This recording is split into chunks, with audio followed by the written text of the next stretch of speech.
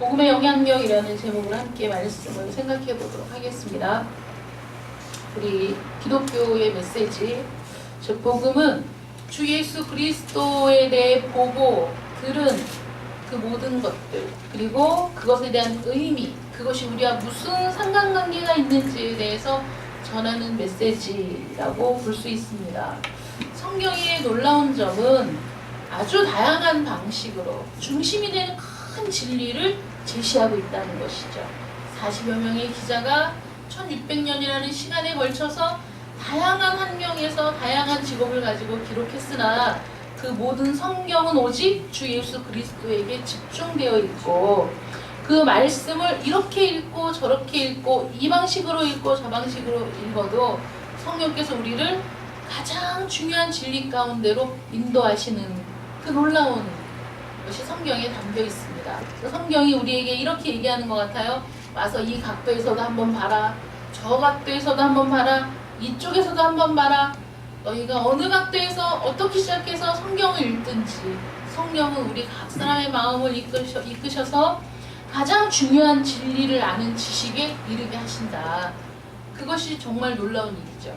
어떤 사람들은 교리 중심인 사람이 있고, 어떤 사람은 다른 사람들이 은혜 받은 모습을 보고 막 감격하고 은혜 받는 사람도 있고, 성격도 다르고 취향도 다르고 우리 모두 은혜를 받는 방식은 다르지만 그 모든 사람들 가운데 역사하시는 성령은 한 분이시기 때문에 우리 각 사람을 이끄셔서 우리의 시선을 사로잡아서 우리 주 예수 그리스도를 보게 만드는 그 은혜가 성령에 있다는 것이죠.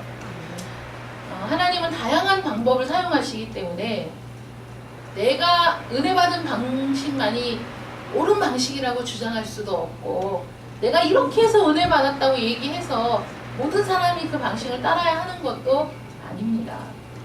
우리가 지금 계속 살펴보고 있는 그 안진뱅이가 치료받은 사건을 통해서, 안진뱅이를 치료하신 그 놀라운 일들을 통해서 각 사람에게 그 사건은 어떻게 비춰지고 어떤 반응들을 보이고 있고 어떤 변화가 일어나는지에 대해서 계속 우리는 말씀을 지금 생각해보고 있습니다. 하나님의 구원의 능력이 어떤 영향을 끼치고 있는가? 왜냐하면 복음은 모든 믿는 자에게 구원을 주시는 능력이 되기 때문이죠.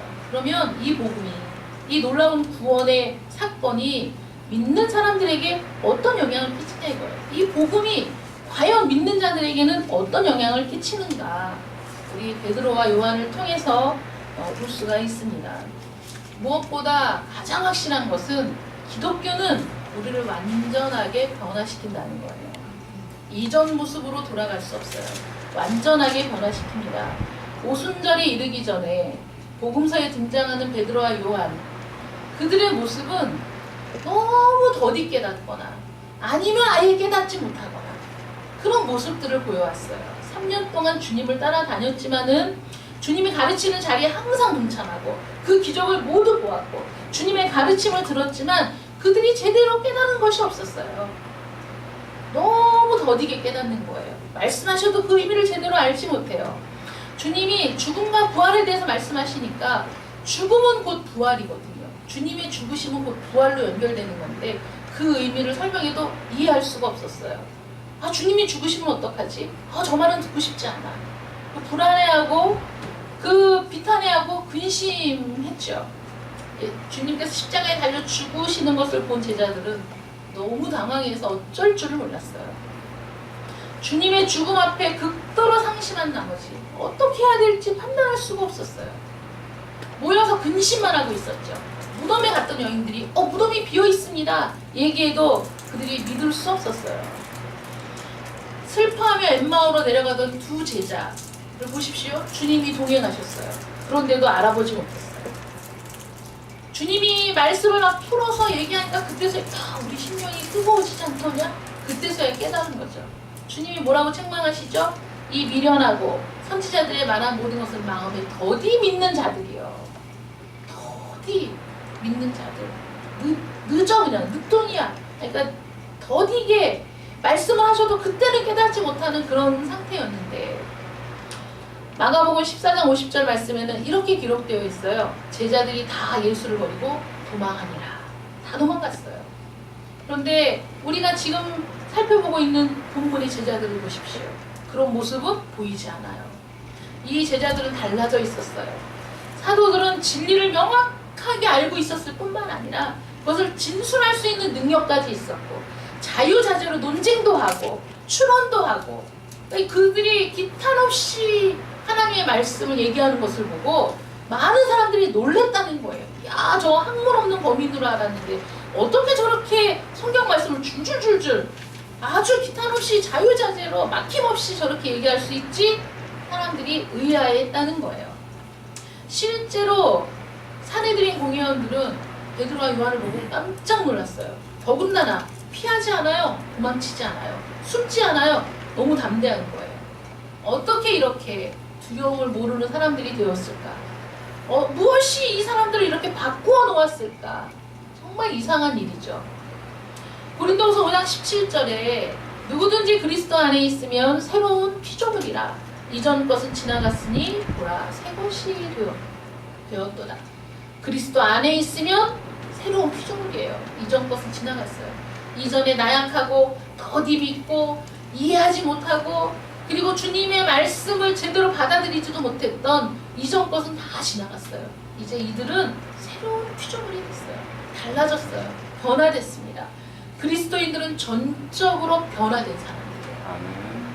새로운 피조물이죠. 거듭난 사람들이죠. 기독교가 우리를 통제하는 거예요. 내 마음대로 사는 게 아니야. 내 뜻대로 사는 게 아니야. 기독교가 말씀이 성령이 나를 붙잡고 나를 통제하고 나를 다스리는 삶으로 바뀌기 때문에 새로운 피조물이 되는 겁니다. 이전의 내가 아니에요. 복음은 사도행전에 나오는 사람들의 중심을 차지하고 있었어요. 심장이에요. 기독교가. 순교자 목숨을 걸고 신앙을 고백한 사람들을 보십시오. 그리스도와 복음이 그들의 주인이었어요. 주님이 주인이었어요, 여러분. 우리는 주님을 주님, 주여 이렇게 부르잖아요. 주여, 주님 이게 나의 주인이라는 뜻이죠. 입으로는 주여 하고 내 마음대로 살면 그게 그리스도인입니까? 아니죠. 입으로만 주여 주여 하는 자들은 하나님 나라에 들어갈 수 없어요. 그게 뭡니까? 입으로만 주여 주여 하고 그 마음에 실제로 예수님이 주인이 아닌 사람들은 하나님 나라에 들어갈 수 없다는 거죠. 주님이 나의 주인이어야 돼요.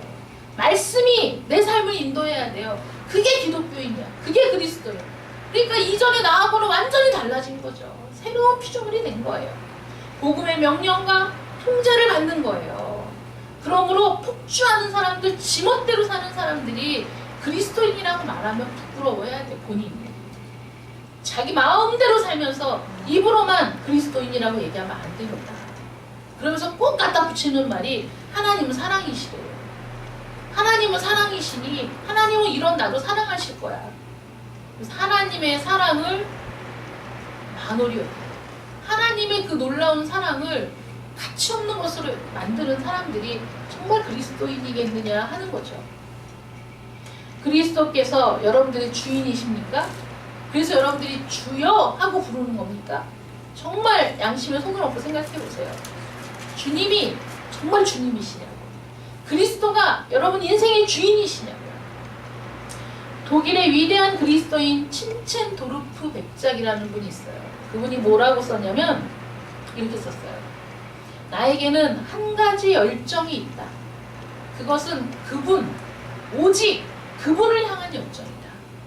오직 그분에게 매료되어 있는, 오직 그분에게 내 모든 열정을 쏟아붓는 상태, 그리스도인이죠.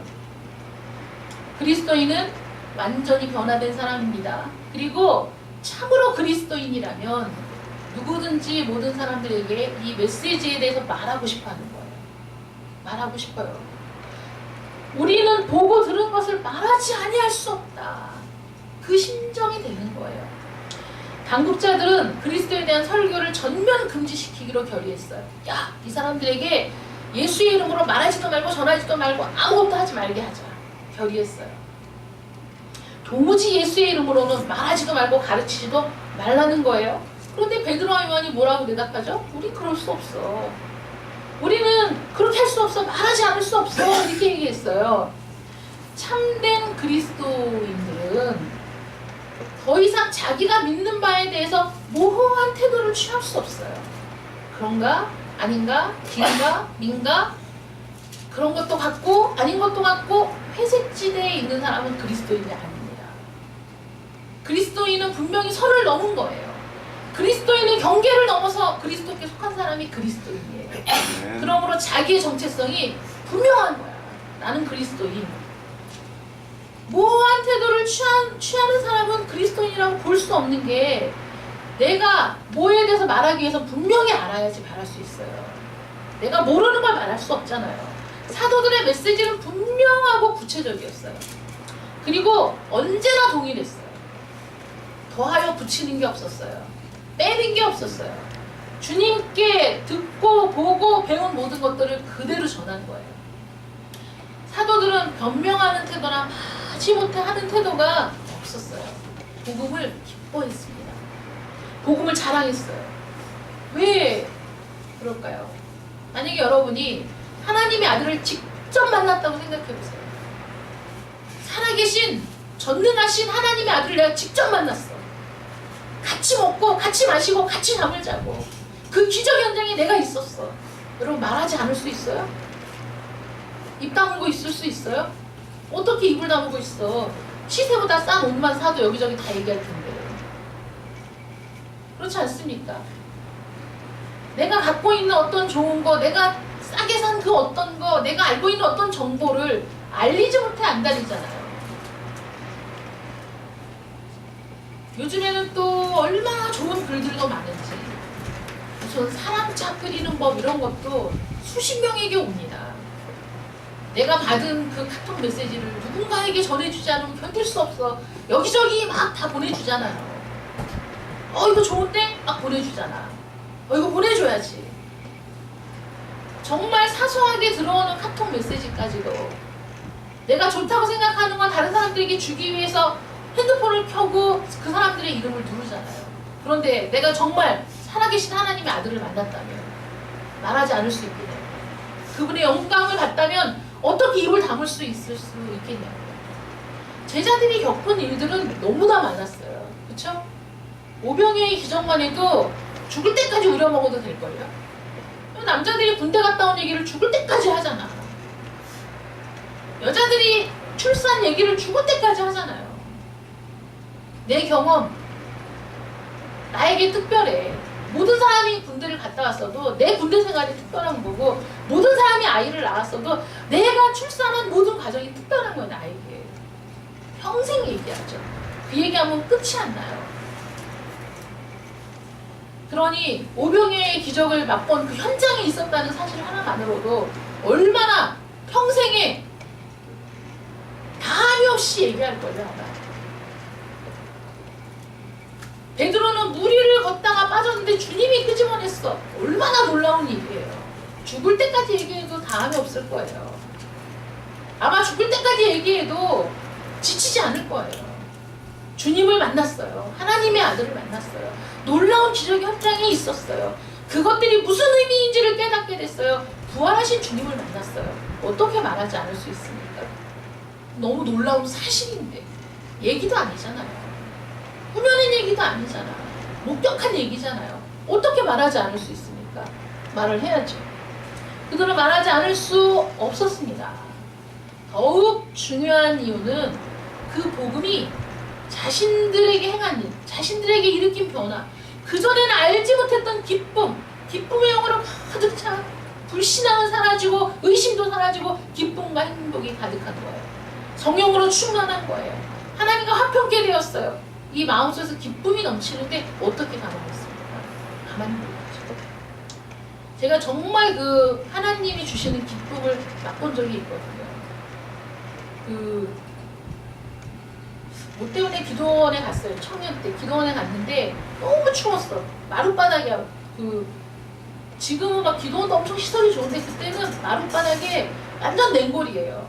근데 거기 무릎을 꿇고 기도를 해야 되는데 응답을 받으려고 갔거든요. 응답을 받으려고 갔는데 너무 추워. 아이고 너무 추워서 이거 기도를 못 하겠어. 얼마나 마음이 이게 자세가 안 돼 있어요.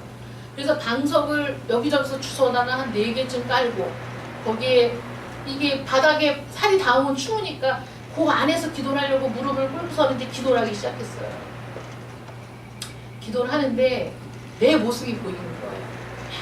간절하게 응답을 받기 위해 왔는데도 그 추위를 못 견뎌서 어떻게든지 발가락 하나라도 이 바닥에 안 닿고 싶어서 방석을 막 4개씩 깔고 있는 내 모습. 이게 간절한 모습인가? 이게 응답을 구하는 자의 모습인가? 너무 부끄러웠어요. 그래서 방석을 옆으로 밀고 맨바닥에 무릎을 꿇고 기도를 하기 시작했는데 하나님이 이제 응답을 주셨죠. 응답을 주셨는데 응답을 주시면서 내 마음에 정말 그 기쁨을 부으시는 거예요. 정말 그거는 부으시는 게 맞아요. 근데 그게 내 안에 담기가 버거워. 하나님이 주시는 기쁨을 내 안에 수용하기가 내가 버거워. 그래서 어떤 기분이 들었냐면 심장이 다 파열되고 가슴이 다 터져나가는 그런 기분이에요. 그 기쁨이 너무 강렬해가지고 가만히 있을 수가 없어. 온 세포가 다 막 부서져 나갈 것 같으니까 가만히 있을 수가 없어. 가만히 있으면 그냥 툭 터져버릴 것 같아. 그래갖고 이 몸에 벌떡 일어나가지고 거기 그 찬 마룻바닥에서 그냥 펄떡펄떡 뛰었다니까요. 내가 이성이 없는 게 아니에요. 주변 상황을 인식하지 못하는 게 아니에요. 너무 강렬한 기쁨 때문에 그렇게 뛸 수밖에 없었어요. 그냥 이 안진뱅이가 걷기도 하고 뛰기도 하며 하나님을 찬미했더라. 그런 거예요. 정말 그 자리에서 추위가 어딨어. 차가운 게 어딨어. 아무것도 생각 안 나. 기쁨에 막 감동돼가지고 뛰고 하나님을 찬양하는데 그 기쁨은 지금 이 세상에서 살면서 아무리 기쁜 일이 있어도 그 기쁨과는 비교할 수가 없어요. 아무리 어떤 일이 있어도 그 기쁨과는 찝도 안 돼요. 그러니 이 사도들이 오순절 성령의 충만을 받고 나서 얼마나 기쁜지 그 기쁨이 이 온 몸에 흐르는 거예요. 감당이 안 되는 거예요. 너무 기쁜데 그게 어떻게 드러나지 않을 수 있습니까? 내 마음에 성령으로 충만해서 기쁨과 행복이 넘치는데 어떻게 가만히 있을 수 있습니까? 어떻게 아무 말도 안 하고 있을 수 있습니까? 불가능하다는 거예요. 내가 말하지 않을 수 없다. 말하지 않을 수 없어요. 이들은 하나님으로부터 능력을 받았어요. 하나님으로부터 능력을 받았다는 걸 알았어요. 기적을 행할 능력, 기도할 능력, 말할 능력, 찬양할 능력. 얼마나 기쁩니까? 하나님을 새롭게 알게 된 거죠. 하나님을 새롭게 이해하게 된 거죠. 그리스도의 빛으로 모든 것을 바라보는 새로운 능력을 받았으니 말하지 않을 수 없었다는 거예요. 그리고 자신들의 모습을 알아요. 과거에 내가 어떤 사람이었는지. 나는 주님이 말씀하셔도 두려워했던 사람이고 주님이 말씀하셔도 숨기 바빴던 사람이고 부인하기 바빴고 도망치기 바빴고 우리가 바로 그런 사람이야. 우리와 똑같은 상황에 있는 사람들, 성령 받지 않은 사람들, 은혜를 모르는 사람들, 그들을 보고 말하지 않을 수 없었다는 거예요. 우리 그 총회에 어떤 목사님이 당뇨? 뭐지? 시간 맞춰서 약을 드셔야 돼. 당뇨인가 보다. 당뇨 약을 안 먹으면요, 그 당뇨성 혼수가 와요. 쓰러져요. 그런데 갑자기 초상이 났어. 약을 안 갖고 왔어. 초상집을 가야 돼. 그럼 누가 약을 줍니까? 똑같이 당뇨를 앓고 있는 사람이 약을 나눠줘요. 아, 누구 약 있는 사람 없어? 당뇨 약 있는 사람 없어? 그럼 그 사람들이 먹는 그 약 이름을 다 알고 있더라고요. 그래갖고 그냥 기꺼이 하나 주는 거야. 얼른 드시라고. 또 갑상선, 저하증 때문에 막 쓰러지는 사람들. 그러니까 동일한 질병을 앓고 있는 사람이 그 사람이 어떤 상태인지를 너무 잘 알아. 그냥 기꺼이 자기 약을 주는 거예요. 그것도 비싸다고 하던데 내가 과거에 알았어. 내가 관절염 때문에 걷지도 못했는데 그 병원에 가서 치료받으니까 이제는 건강하게 걷게 됐어. 그럼 그 사람이 뭐가 보이죠? 관절염 때문에 못 걷는 사람이 보이는 거예요. 말하고 싶어 죽겠어. 안 그래요, 여러분? 말하고 싶어. 도와주고 싶다니까. 아유, 얼마나 힘들어. 얼마나 고생스러워. 내가 이거는 더 심했다니까. 본인은 이제 항상 더 심하지. 내가 더 심했어. 어느 병원에 가서 치료받았는데 아우, 지금 내가 이렇게 걷게 됐다고 얘기합니까? 안 합니까? 하죠. 당연히 하지. 그러니까 이 사도들이 자신들의 부끄러운 그 모습들을, 자신들이 주님의 그 고난 앞에서 도망치고 숨었던 모습들, 그때의 자신들과 지금의 자신들은 너무 달라져 있거든요. 그러니까 자신들이 그렇게 달라진 것을 봤기 때문에, 알기 때문에 말하고 싶은 거예요. 복음은 죄에 빠진 인간의 상태를 들여다볼 수 있는 통찰력을 주는 거예요. 그전에는 백인이네, 흑인이네, 여자네, 늙었네, 어린아이네, 예쁘네, 못생겼네 이렇게 보였지만 이제 복음을 통해 변화된 사람은 모든 사람이 죄 가운데 신음하고 있는 게 보이는 거예요. 야, 저 정도면 잘 살아야 되는데 아무 문제가 없을 것 같은데 들여다보니까 문제가 많아. 왜 저렇게 살지? 왜 저렇게 힘들게 살지? 왜 저런 고통을 받지? 세상 사람은 이유를 모르지만 우린 이유를 알아요. 우리 안에 있는 죄 때문이고요. 그러니까 얘기해 주는 거예요. 행복하게 사는 길이 있어요. 복된 길이 있어요. 생명을 얻는 길이 있어요. 말하고 싶다는 거예요.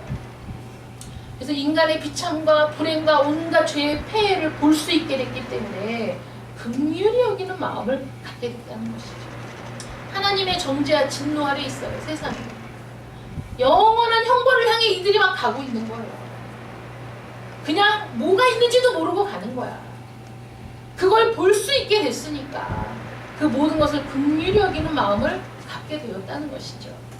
자신들을 회복시켜 주신 그분이 저 사람들도 회복시켜 주실 수 있다는 것을 알고 있기 때문에 우리 속에 있는 어떤 것 때문에 내가 구원받은 게 아니라 하나님의 능력으로 구원을 받았다는 것, 그분이 나의 구주시라는 것, 성령의 능력이 우리를 지금 이렇게 힘있게 하고 있다는 것을 내가 알기 때문에, 경험했기 때문에 구원의 길은 오직 하나밖에 없다.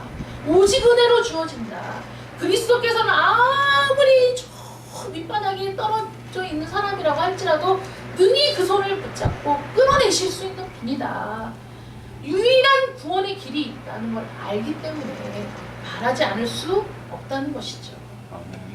복음을 통해 그 복음의 말씀의 다스림을 받게 된 그 사람들은 먼저 자신이 완전히 변화되죠. 그리고 자신이 달라졌음을 알고 메시지를 전해야 되겠다고 생각하는 거예요. 그 메시지 때문이라면, 이 복음을 전하는 일 때문이라면 이 당국자들에게 맞서서 죽음까지도 감수하겠다는 마음이 드는 거예요. 복되신 예수님의 이름을 위해 목숨을 내놓는 일은 나에게 가장 큰 특권이라고 여겼어요. 그럴 수만 있다면 여러분 이해가 되세요? 사도들이 감옥에 갇히고 매를 맞았어요. 복음을 전한다고. 그들이 뭐라고 얘기했죠? 주님과 함께 고난 받음을 기쁘게 여겼다고. 매 맞고 나서 감옥에 갇히고 기뻐했어. 바울과 실라가 착고에 차려갖고 지하 감옥에 갇혔는데 찬양하고 기도하는 거예요. 세상이 이해할 수 없어요. 세상이 감당할 수 없어. 어떻게 저럴 수 있지? 어떻게 저들은 저럴 수 있을까? 무엇 때문인가? 무엇 때문이죠. 어떤 이유가 있죠. 그들을 움직이는 힘이 있는 거죠. 인간적으로는 도저히 이해할 수 없는 일들이 일어나는 거예요. 예수님을 부인하고 신앙을 포기하는 일. 차라리 목숨을 내놓겠다. 이렇게 선택하는 거예요. 왜 당국자들에게 대항했습니까? 왜 그들의 말을 따르지 않았습니까?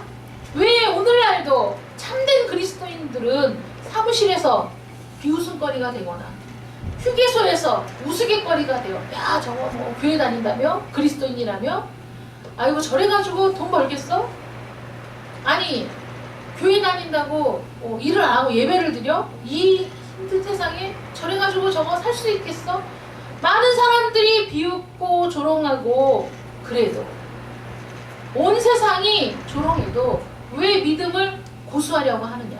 왜 믿음을 지키려고 하느냐? 사도들이 뭐라고 얘기합니까? 사람들 앞에서 하나님의 말을 듣는 것이 옳은가? 사람들의 말을 듣는 것이 옳은가? 하나님 앞에서 누구의 말을 들어야 됩니까? 하나님의 말을 들어야 되죠. 하나님께 순종하는 것이 마땅하다는 거예요. 사도들은 예수님의 이름으로 설교하기를 멈추지 못하겠다 이렇게 얘기하는 거죠. 사도들이 왜 설교합니까? 주님이 설교하라고 명령하셨기 때문이죠. 이 안에 있는 성령께서 말씀을 증거 안 하고 압박하기 때문이죠. 밀어붙이기 때문이에요. 말하지 않고는 견딜 수가 없는 거예요. 예레미야가 감옥에 갇히고 예레미야가 매를 맞고 내가 이제는 말하지 말아야지. 내가 저것들한테 얘기해봤자 말을 듣지도 않는데 내가 이 수모를 감수하며 뭐 하려고 말을 하겠어. 그렇게 생각을 했더니 내 마음속에서 심장이 터질 것 같아. 말하지 않으면 죽을 것 같아. 견딜 수 없어. 하나님이 그렇게 강권하시니까 말하지 않을 수 없는 거예요. 주님의 명령이기 때문에 말하지 않을 수 없는 겁니다. 사람이 아니라 하나님께 순종해야죠. 사람의 의견보다 하나님의 의견을 우선시해야죠. 사람들의 생각과 칭찬을 우선시한다면 여러분들은 그리스도인이 아닙니다. 그리스도를 모르는 거예요. 그리스도의 칭찬이 더 중요한 거예요. 하나님의 인정이 더 중요한 겁니다. 복음을 이해하지 못하고 있다는 것은 복음의 능력을 경험하지 못했기 때문이죠. 사도들이 왜 설교했습니까? 주님께서 설교하라고 명령하셨을 뿐만 아니라 설교하지 않으면 가치 있는 삶을 살 수 없었기 때문이에요. 무슨 말이냐면 복음을 전하는 것이 그들에게 가장 가치 있는 일이었다는 거예요. 주님의 명령이기도 하지만 내가 그 일을 할 때 너무 기쁜 거예요. 너무 감사한 거예요. 여러분, 복음을 전하기 전에는 두려워. 세상이.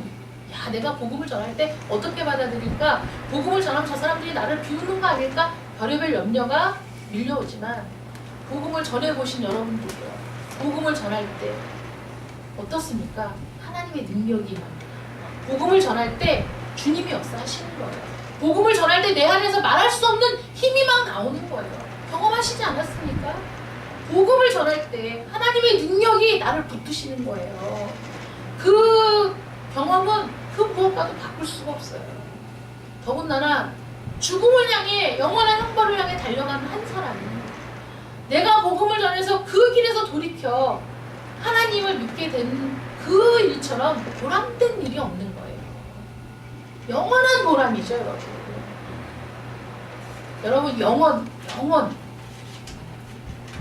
하나님이 영원한 사랑으로 우리를 사랑하신대요.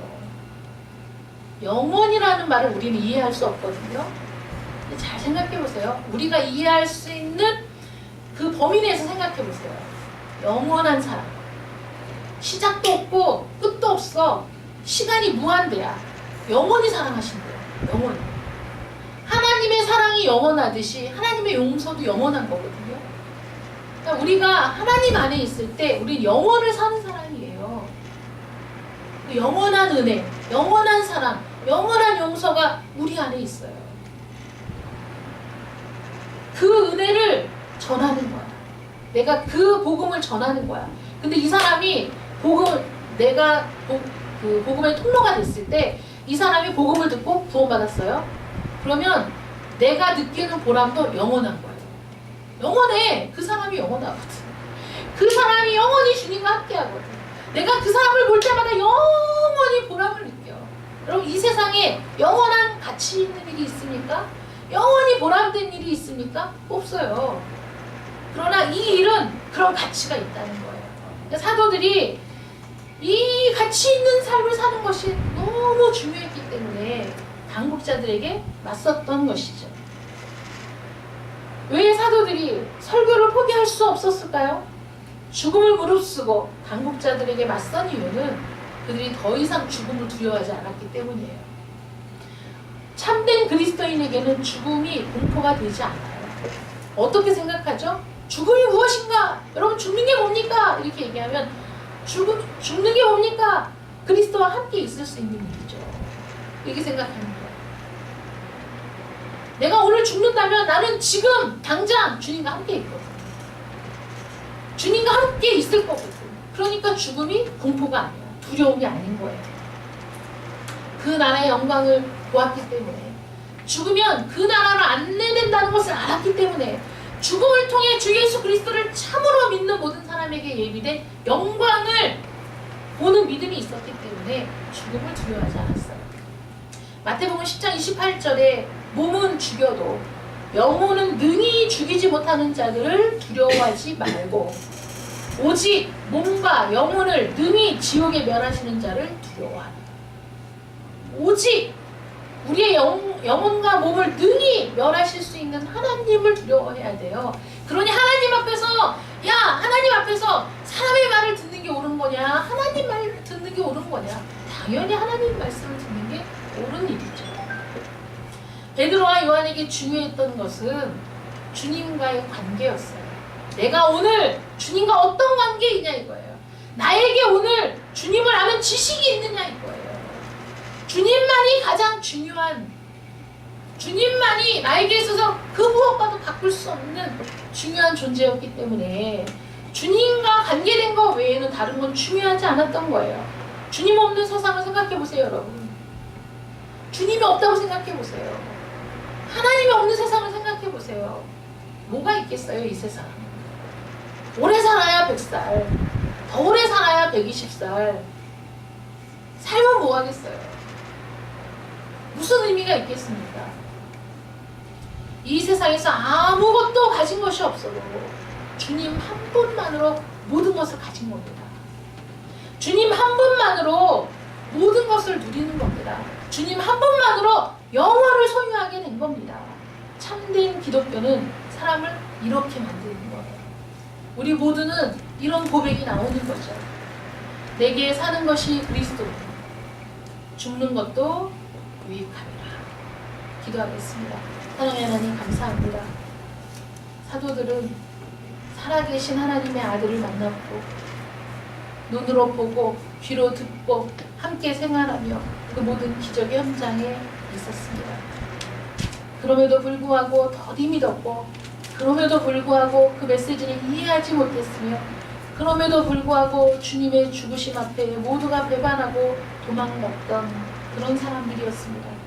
그러나 오순절 성령 강림 이후에 그들은 변화되었고, 그들은 이전과는 다른 사람들이 되었고, 그들 안에 기쁨의 영이, 믿음의 영이 충만하여 하나님의 말씀이 그들을 강권하는 복된 삶을 살게 되었습니다. 하나님의 명령이기 때문에 말씀을 전하지 않을 수 없었고, 그 말씀을 전하는 것이 너무나 가치 있는 일이었기 때문에 포기할 수 없었습니다. 죽음을 무릅쓰고 당국자들과 맞설 수 있었던 이유는 죽음이 결코 우리를 망하게 하는 것이 아니라 오히려 주님과 함께 있게 되는 통로가 되기 때문에 죽음조차도 두려워하지 않는 그런 사도들이 될 수 있었습니다. 하나님, 우리는 정말 참된 그리스도인입니까? 복음의 능력이 우리 안에서 역사하고 있으니까? 말씀의 능력이 우리를 강권하고 있으니까? 하나님의 말씀이 우리를 인도하고 있으니까? 우리 인생의 주인은 주님이십니까? 우리 인생의 주인은 하나님의 말씀이 이끄는 대로, 성령이 이끄는 대로 순종하는, 그래서 참되게 주님을 나의 주님이라고 고백하는 그런 사람들입니까? 하나님, 복음 앞에서, 말씀 앞에서 우리를 볼 수 있도록 도와주시고 참된 믿음의 길을 걸을 수 있도록 역사하여 주시옵소서. 예수님의 이름으로 기도드립니다. 아멘.